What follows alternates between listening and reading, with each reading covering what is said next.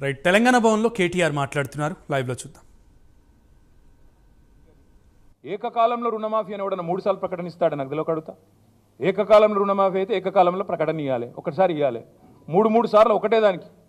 అదే సినిమాలో చెప్పినట్టు నేను చెప్తే బాగుండదు ఇప్పుడు, కానీ అదే సినిమాలో చెప్పినట్టు పాత కూడా కొత్త సున్నం వేసినట్టు మళ్ళీ గదే పాత కూడా గదే కొత్త సున్నం. గతంలో అనుభవం ఉండి ఉంటుంది ముఖ్యమంత్రి గారికి. కాబట్టి ఇవాళ నీ అడ్డమైన ఫీట్లు చూసి Guinness book of world records వాళ్ళు కూడా ఆగమవుతున్నారు. అమ్మా ఇట్లా కూడా చేయొచ్చా, ఇన్ని రకాల మోసాలు చేయొచ్చా అని. అట్లాంటి పరిస్థితి ఉన్నది ఇవాళ. నేను ఇవాళ ముఖ్యమంత్రి గారు నేను ఒకటే అడుగుతా ఉన్నా. నిన్న చాలా రంకెలేసినాడు, ఫ్రస్ట్రేషన్లో పాపం కొండలరెడ్డి గారి పర్యటన విజయవంతమైంది, రేవంత్ రెడ్డి గారిది ఆయనతో అయినట్టు లేదు. ఆస్ట్రేలియా పర్యటన కొండలరెడ్డి గారిది బాగా విజయవంతం అయినట్టుంది, చూస్తుంటే వర్కౌట్ అయినట్టుంది. మరి రేవంత్ రెడ్డి గారిది ఆ స్థాయిలో అయినట్టు లేదు. కాబట్టి ఫ్రస్ట్రేషన్ బాగా పెరిగినట్టుంది. ఆయన యాబ్సెన్స్లో ఇక్కడ తిరుపతి రెడ్డి గారు బాగా ప్రచారం జరిగింది. మరి కుటుంబంలో మిగతా సభ్యులు దూసుకొని పోతున్నారన్న బాధనా, లేకపోతే ఇక్కడ బట్టి గారు ఆయన లేనప్పుడు బాగా తిరిగిండన్న భయమా, లేకపోతే అధిష్టానం ఏమన్నా అదిలిస్తుందా అని, లేకపోతే ఇంకేమన్నా మాకు అర్థం కాల ఫ్రస్ట్రేషన్. ఆయన రంకెలు ఆవేశం చూస్తుంటే నాకు నిజంగానే డౌట్ వస్తున్నది. ఆయన మాట్లాడే మాటలు నిజంగా, ఎందుకంటే నేను అమెరికా పోయిండు వచ్చిండు, 15 ఆగస్టు నాడు స్పీచ్ ఇచ్చిండు. నేను వింటా ఉంటే నిన్న ఏమైనా మంచి ముచ్చట్లు చెప్తాడేమో ముఖ్యమంత్రి అని. చాలా విచిత్రమైన విషయం చెప్పిండు. బాక్రా నంగల్ ప్రాజెక్టు తెలంగాణలో ఉంది. మాకు తెలియదు ఇన్ని రోజులు. మేము పిచ్చోళ్ళ లెక్క ఆడిపోతున్నాం ఉత్తర భారతదేశానికి. మాకు తెలిస్తే ఇక్కడికే పోతుంటే. ఇంత గొప్ప ముఖ్యమంత్రి మాకు ఇచ్చినందుకు కాంగ్రెస్ పార్టీకి ధన్యవాదాలు. ఎందుకంటే విచిత్రంగా ఉంది మాకు ఈ రుణమాఫీ విషయం. నేను అందుకే ముఖ్యమంత్రి గారిని సూటిగా సవాల్ చేస్తా ఉన్నాను. రేవంత్ రెడ్డి గారు, నీకు చిత్తశుద్ధి ఉంటే నిజంగానే నువ్వు చెప్పిన మాటల్లో ఒక్క 1% నిజం ఉన్నా నీ నియోజకవర్గానికే పోదాం రా. సెక్యూరిటీ లేకుండా, భద్రత లేకుండా రా. మీడియాని తీసుకొని పోదాం. మీడియాని తీసుకొని మంచిగా లైవ్ టెలికాస్ట్ కిట్లను తీసుకొని పోదాం. నీ కాన్స్టిట్యున్సీకి పోదాం. ఊరు కూడా నీ ఇష్టం, మండలి నీ ఇష్టం, ఊరు నీ ఇష్టం. రైతు వేదికలు కట్టిండు కేసీఆర్, మంచిగా రైతులను కూర్చోబెట్టు. ఒక్క రైతు వేదికలో నన్నా రైతులు కనుక 100% రుణమాఫీ అయిందంటే నేను అక్కడే నా రాజీనామా పత్రం స్పీకర్ గారికి పంపిస్తా. రాజకీయం వదిలేసి శాశ్వతంగా ఇంట్లో కూర్చుంటా. ఒక్క ఊర్లో, ఏదన్నా ఒక్క ఊర్లో చెప్పిస్తావా? నువ్వు చెప్పిన దానిలో వాస్తవం ఉందా? నువ్వు చెప్పిన లెక్క ప్రకారం రైతులు రుణమాఫీ జరిగిన విషయం వాస్తవమే అయితే కొడంగల్లో ఏ ఊరో నువ్వే డిసైడ్ చేయి, పోదాం. కేవలం కొడంగలే కాదు, మేము వదిలిపెడతా అనుకుంటున్నామేమో. మా నాయకులందరికీ నేను ఈరోజు పిలిపిస్తా ఉన్నా ఈ పత్రికా సమావేశం ద్వారా. రాష్ట్రంలోని ప్రతి నియోజకవర్గంలో మేము చాలా ఊర్లు తిరుగుతాం ఇప్పటి నుంచి. ఈ పచ్చి మోసం ఏదైతుందో దీన్ని ఎండగట్టడానికి బీఆర్ఎస్ పార్టీ నాయకత్వం. మొన్న మా తమ్ముడు వివేక్ గారు ఎట్లా కుత్బుల్లాపూర్ రూరల్ మండల్లో ఎంతమంది ఉంటే ఎంతమందికి అయిందో మొన్న వచ్చి ఇక్కడ ప్రెస్ మీట్ పెట్టి మరీ లెక్క చెప్పినాడు. రుణమాఫీ విషయంలో 1000 మంది ఉంటే కేవలం 100 మందికి ఇచ్చి మేము మొత్తం కంప్లీట్ చేసినామని పోజులు కొడితే ప్రధాన ప్రతిపక్షంగా మా బాధ్యత మీ వాదనలోని డొల్లతనాన్ని ఎండగట్టడం. ముఖ్యమంత్రికి నిజంగా దమ్ముంటే ఆయన నా సవాల్ స్వీకరించాలి. Let him accept this challenge. Kodangal పోదాం, లేదా నీ ఇష్టం ఉమ్మడి పాలమూరు ఏ కాన్స్టిట్యున్సీకైనా పోదాం, నీ ఇష్టం. సొంత ఊరు కొండారెడ్డిపల్లికైనా పోదాం. ఆ ఊళ్ళో అయినా 100% రుణమాఫీ అయిందా నువ్వు రుజువు చేయి. అక్కడ ఉన్న రైతులందరినీ కూర్చోబెడదాం. మీడియా సెక్యూరిటీ వద్దు, ఆఫీసర్లు, చీఫ్ సెక్రటరీలు, భయపెట్టేటోళ్ళు, బ్యాంకర్లు ఎవరొద్దు. మీడియా నువ్వురా, నేను వస్తా మా పార్టీ నుంచి రైతులతో చెప్పిస్తే అక్కడనే మీడియాకి నా రాజీనామా ఇచ్చి రాజకీయ సన్యాసం. మళ్ళీ మీరు నా ఇంటర్వ్యూ కూడా మళ్ళీసారి ఇవ్వాల్సిన అవసరం ఉండదు, మీకు కూడా బాధ ఉండదు. అట్లా అక్కడే వదిలేసి వచ్చేస్తా. ఇంకొక మాట కూడా అడుగుతా ఉన్నా రేవంత్ రెడ్డి గారిని. సగం కూడా చేయకుండా, 40% కూడా చేయకుండా సంపూర్ణంగా చేసినామని చెప్పుకోవడం అంటే ఇది సంపూర్ణంగా దిగజారడమే. ఇంతకంటే నీతి బాహ్యమైన పని ఇంకోటి ఉండదు. వాళ్ళ రుణమాఫీ కాలేదు వాస్తవం, రైతు బంధు రాలేదు. ఎవరిని అడిగినా రైతు చెప్తాడు నీకు. ఇవాళ చాలామంది రైతుల ఆందోళనలో ఉంటే లక్షలాది మంది రుణమాఫీ కాక నువ్వేమో సంబరాలని చెప్పి సన్నాయి నొక్కులు నొక్కితే డెఫినెట్గా రైతుల్లోంచే నువ్వు ఫీల్డ్కి వస్తే నీకే తెలుస్తుంది. అందుకే అనేది నేను, సెక్యూరిటీ లేకుండా రా, అధికార గణం లేకుండా, మంది మార్బల్యం లేకుండా రా, పోదాం. కొండారెడ్డి పల్లెకి పోదామా, ఇంకో ఊరుకోదా పోదాం. తప్పకుండా అన్ని విషయాలు రైతులే చెప్తారు. నేను మీ అందరినీ కోరేది, ఈ రుణమాఫీని ఏకకాలంలో చేస్తామని చెప్పి మోసం చేయడమే కాకుండా 8 నెలల పాటు సాగదీసి ఇప్పుడైనా మళ్ళీ ఏదో చేసినట్టు బిల్డప్ ఇస్తున్నారు. ఇది పచ్చి మోసం, పచ్చిదగా. ముఖ్యమంత్రి మీద చీటింగ్ కేసు పెట్టాలి. నిజానికి రైతులను మోసం చేసినందుకు చీటింగ్ కేసు పెట్టాలి. తప్పకుండా ఆ పని కూడా రైతులు చేస్తారని నేను అనుకుంటా ఉన్నా. ఇంకొక మాట కూడా నేను చెప్తా ఉన్నా. ముఖ్యమంత్రి గారు నిన్న చూస్తూ ఉంటే, ఆయన మాటలు చూస్తూ ఉంటే నిజంగా ఆ ఫ్రస్ట్రేషన్ ఏందో కానీ ఆయన మాట్లాడే మాటలు, ఒకటేమో బాక్రానంగల్ ఇక్కడ ఉందంటాడు, ఇంకోటేమో గూగుల్ విప్రో CEO సత్య నాదెల్లా అంటాడు, తర్వాత ఇంకా చాలా ఉన్నాయి ఆయన మాటలు వింటూ ఉంటే. నాకైతే ఆయన మానసిక సంతులనం మీద అనుమానం ఉంది. ఆయన కుటుంబ సభ్యులకు కూడా నేను విజ్ఞప్తి చేస్తూ ఉన్నా, ఆలోచించుకోండి. ఏదో అయినట్టుంది పాపం, దయచేసి చూపెట్టండి. ఎందుకంటే రాష్ట్ర భవిష్యత్తుకు ప్రమాదం. పిచ్చోడి చేతిలో రాయిలాగా రాష్ట్రం మారితే రాష్ట్రానికి ప్రమాదం. ఆయన మరి అసహనము, ఫ్రస్ట్రేషన్ బాగా పెరుగుతోంది. ఎందుకంటే ఆయన విషయాలన్నీ బయటపడుతున్నాయి ఒక్కొక్కటిగా. బావమరిదికి అమృత్ కాంట్రాక్ట్ ఇచ్చిన విషయం బయటపడ్డది, తమ్ముడితో MOU చేసుకున్న విషయం అమెరికాలో బయటపడ్డది. ఇంకా ఒక్కొక్కటిగా చాలా బయటకు వస్తున్నాయి. కాబట్టి తిట్లు, బూతులు, అవాకులు, చెవాకులు, ఫ్రస్ట్రేషన్లో బీపీ పెంచుకున్న అరచడాలు ఇవన్నీ జరుగుతూ ఉన్నాయి. నేను రేవంత్ రెడ్డి గారిని అడిగేది ఒకటి, బంద్ చేయి, మాటలు బంద్ చేయి.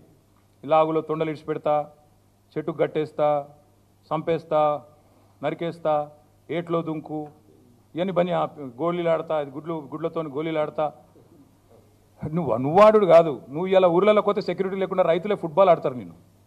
పక్కా దమ్ముంటే రా, నీ కొడంగల్ కాన్స్టిట్యున్సీలోనే సెక్యూరిటీ లేకుండా, అధికార గణం లేకుండా, రక్షణ కవచాలు లేకుండా మీడియాను తీసుకొని రా. నిజంగా రుణమాఫీ అయిందా లేదా రైతులను అడుగు, వాళ్ళే చెప్తారు. ఇంకొక మాట కూడా నేను అంటా ఉన్నా, ఇంత దివాలాకోరు ముఖ్యమంత్రి, ఇంత దిగజారుడు రాజకీయం. నేను హరీష్ రావు గారు ఏమన్నాడండి? హరీష్ రావు గారు నిన్ను 15 ఆగస్టు లోపల రుణమాఫీ చెయ్యి, 6 గ్యారెంటీలు అమలు చెయ్యి, 100 రోజుల్లో చేస్తా అన్నావు, చెయ్యి, చేస్తే నేను రాజీనామా చేస్తా అన్నాడు. ఇలా 2-3 చిల్లరగాలు పోస్టర్లు పెట్టింది హరీష్ రావు గారి మీద. అయిపోయింది రుణమాఫీ, నువ్వు అర్జెంటుగా రాజీనామా చేయి. ఎక్కడైంది రుణమాఫీ? చెప్పి చూస్తా, ఏ ఊర్లోకి వచ్చి చెప్పిస్తారో చెప్పియండి. కాంగ్రెస్ వాళ్ళు ఎవరు వస్తారో రండి. ఇంకా మళ్ళీ ఏదో చర్చకు రాజీనామా చేయి, ఇంకా ఇష్టం వచ్చిన మాటలు. అధికారంలో ఉంటే పందైనా అందంగా కనబడుతుంది, ఇవే మాటలు ఒక ముఖ్యమంత్రి, ఉప ముఖ్యమంత్రి మాట్లాడాల్సిన మాటలు. ఒక విజన్ లేదు, విధానం లేదు, డొల్ల మాటలు, కల్లిబొల్లి కబుర్లు, అహంకారంతో ఇవాళ ఇష్టం వచ్చినట్టు మాట్లాడితే ఏం జరుగుతుందండి? అమర్ రాజా బ్యాటరీస్ జయగల్లా గారు చెప్తున్నారు. నేను ముందే చెప్పాను, అసెంబ్లీలోనే చెప్పాను, ఒక ముఖ్యమంత్రి పిచ్చోడ్లాగా మాట్లాడితే నా రాష్ట్రం దివాలా తీసింది, అప్పులపాలైపోయింది, పైకి మంచిగున్న లోపల ఎయిడ్స్ పేషెంట్ లెక్కున్నది, క్యాన్సర్ పేషెంట్ లెక్కున్నది అని ముఖ్యమంత్రి పిచ్చోడ్లాగా మాట్లాడితే డౌట్స్ వస్తాయి స్వామి ఇన్వెస్టర్స్లో. ఆయన అన్నాడు, జయగల్లా గారు ఏమన్నారు? I'm not doubting the intent, but I doubt there ability to fund or deliver on the incentives promised. అంటే ఏంది? మీ ఉద్దేశం నేను తప్పుపడతలేను, ఇస్తారా ఇయ్యరా అనుకుంటలేను, కానీ మీ దగ్గర పైసా ఉందా లేదా నాకు డౌట్ వస్తుంది. ఎందుకంటే మీరే తెల్లారలేస్తే దివాలా తీసింది, అప్పులపాలైపోయింది, క్యాన్సర్ పేషెంట్, ఎయిడ్స్ పేషెంట్ అని రాష్ట్రాన్ని తెల్లారలేస్తే ముఖ్యమంత్రి, ఉప ముఖ్యమంత్రి శాపనార్థాలు పెడితే ఇట్లే ఉంటుంది మరి. అందుకే నేను వారిని అనేది, ఈ మాటలు బంద్ చేయండి. ఈ పెడదాం అనుకున్న వీడియోలు కానీ మళ్ళీ మీకు కూడా బోర్ కొడుతుందని పెట్టలేదు. కానీ నిజంగా నాకు ఆయన మానసిక సంతులనం మీద డౌట్ ఉంది. ఎట్లా తయారైందంటే సచివాలయం కింద నిజాం నిధులు ఉన్నాయంటాడు. కేసీఆర్ గారు ప్రగతి భవన్ నుంచి సొరంగం తవ్వుకొని తవ్వుకపోయింది అంటాడు. ఆడపోయినాక లంకె బిందెలు ఏది ఉన్నాయేమో వచ్చినా లేవంటాడు. తర్వాత ఇప్పుడు సడన్గా దిల్సుఖ్ నగర్లో విమానాలు దొరుకుతున్నాయి అంటాడు. బాక్రానంగల్ ప్రాజెక్ట్ తెలంగాణలో ఉందంటాడు. దావోస్కి పోతేనేమో IT is a nuclear chain reaction అంటాడు. మాకు నిజంగా డౌట్ వస్తున్నది. ఇంకా విచిత్రం, పోనీ ఇదేమో తెలియక మాట్లాడండి అనుకోవచ్చు. ఇంకోవైపు అహంకారం. గ్రూప్ అభ్యర్థులు పరీక్షలు వాయిదా వేయండి, పోస్టులు పెంచండి అంటే వాళ్ళని సన్నాసులు అంటాడు. కోచింగ్ సెంటర్లు 100 కోట్ల రూపాయలు వాటి కోసం దండలాడుతున్నట్టాడు. గౌడన్నలను చెట్టెక్కిస్తాడు, కాటమయ రక్షా కవచం మీద పెట్టి చెట్లు ఎక్కించి మీ కళ్ళ నీళ్ళని కలుపుతారని అడుగుతాడు. ఎవడన్నా ముఖ్యమంత్రి చేస్తారండి అట్లా? వాళ్ళ కులవృత్తిని వాళ్ళందరిని అవమానించే విధంగా వాళ్ళని చెట్లు ఎక్కించేదో సర్కస్ లెక్క ఈయన కింద కూర్చొని మైకులల్లా మాట్లాడొచ్చును అట్లా. ప్రైవేట్ స్కూల్లో టీచర్లు అందరూ ఇంటర్ డిగ్రీ ఫెయిల్ అయిన వాళ్ళు అంటాడు ముఖ్యమంత్రి. వాళ్ళు వీళ్ళు కాదు, ఎవరో తెలిసి తెలియక ఒక ఎమ్మెల్యేనో ఎంపీ మాట్లాడింది అనుకుంటే వేరు. ఆడికెళ్ళి వచ్చి అక్కలు ముంచుతారు, జూబ్లీ బస్ స్టాండ్ కాడ అడుక్కునే పరిస్థితి వస్తుంది అంటాడు. మళ్ళీ నిన్న బంజారాయిల్స్కి వచ్చిండు, మేము బంజారాయిల్స్ బస్ స్టాండ్ కాడ అడుక్కుంటాం. మొన్న జూబ్లీ బస్ స్టాండ్కి వెళ్ళి బంజారాయిల్స్కి వచ్చిండు. అందుకే అంటున్నా నేను, పాలననేమో చెత్తగుందని ప్రజలు చెప్తున్నారు. గురుకులాల పిల్లలకు విషాహారం, అక్కడ పిల్లలు బాధపడుతున్నారు. నగరంలో నేరాలు ఘోరాలు మీరే రాస్తున్నారు, పత్రికలు రాస్తున్నాయి. 30 రోజుల్లో 28 మర్డర్లని. అవన్నీ అటుపోయినాయి. 19 సార్లు ఎక్కే విమానం దిగే విమానం అన్నట్టు ఇవాళ కూడా ఢిల్లీలో ఉన్నాడు 19వ సారి. నాకు తెలిసి ఇదొక రికార్డు. కేసీఆర్ గారు 10 నెలలు కూడా 19 సార్లు పోయినట్లేరు. ఈయన పాపం 8 నెలలనే 19 సార్లు, ఇంకెన్నిసార్లు పోవాలనో.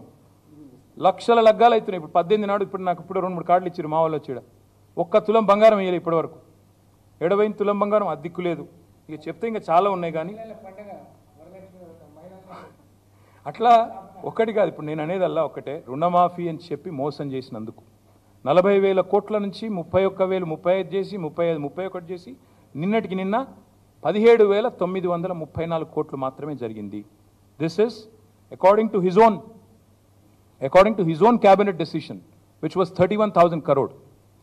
17,934 crore is I think about 46%. So ఇది ఏ రకమైన రుణమాఫీ, ఇది ఏ రకమైన చరిత్ర? నాకు అందుకే వీళ్ళకి అర్థమైందో లేదో కానీ నాకు తెలిసి రాహుల్ గాంధీ గారికి అర్థమైంది. ఇదేదో మోసం ఉందని చెప్పి ఆయన కూడా మీటింగ్కి రాలేదు, రమ్మన్నాడు మీటింగ్కి, ఆయన కూడా డుమ్మా కొట్టిండు. ఇదేదో మోసం ఉంది, ఆడికి వస్తే రైతులు ఏమని అంటారేమో అని చెప్పి మొత్తంగా తప్పించుకున్నాడు. ఒక ఎగ్జాంపుల్ మీకు చెప్తాను, ఎందుకంటే ముఖ్యమంత్రి జిల్లా కాబట్టి చెప్తున్నా. ముఖ్యమంత్రి సొంత జిల్లాలో, ముఖ్యంగా మహబూబ్ నగర్ జిల్లాలో ఇప్పటివరకు నాకున్న సమాచారం మేరకి రుణం తీసుకున్న రైతులు, అంటే మహబూబ్ నగర్ కొత్త జిల్లా, పాత జిల్లా కాదు, ఉమ్మడి జిల్లా కాదు, 1,72,433 ఉంటే ఇప్పటి వరకు 3 విడతల్లో రుణమాఫీ అయ్యింది కేవలం 71,053 మందికి మాత్రమే. మళ్ళీ let me repeat it. Mahbubnagar జిల్లా, ఈరోజున్న మహబూబ్ నగర్ ఏదైతే ఉందో అక్కడ రుణం తీసుకున్న రైతులు, లోన్ తీసుకున్న రైతులు 1,72,433 ఉంటే ఈ 3 ఇన్స్టాల్మెంట్స్లో మొత్తం ఇప్పటిదాకా మాఫీ అయింది 71,000కి మాత్రమే. అంటే ఇంకా 1,00,000 మందికి పైగా రైతులు ఒక్క మహబూబ్ నగర్ జిల్లాలో వెయిట్ చేస్తూ ఉన్నారు. ఇంకా ఖమ్మం జిల్లా తీసుకుంటే, ఎందుకంటే ఉప ముఖ్యమంత్రి గారి జిల్లా, అక్కడ రుణం తీసుకున్న వాళ్ళు రైతులు 157 రైతులు, 157 3 ఇన్స్టాల్మెంట్స్ ఇప్పటిదాకా కలిపి మొత్తం రుణమాఫీ అయింది ఎంతమందికి అంటే 1,15,600 మందికి, అంటే 30%కి అయింది. సీఎం సొంత జిల్లాలో 41%, డిప్యూటీ సీఎం సొంత జిల్లాలో 30%. ఇక దీనికి మళ్ళా హరీష్ రావు రాజీనామా చేయాలి, మేమేదో చేసేసినాం, పొడి చేసినాం. అందుకే ఈ దిగజారుడు రాజకీయాలు బంద్ చేయండి, దిక్కుమాలిన కారు కూతురు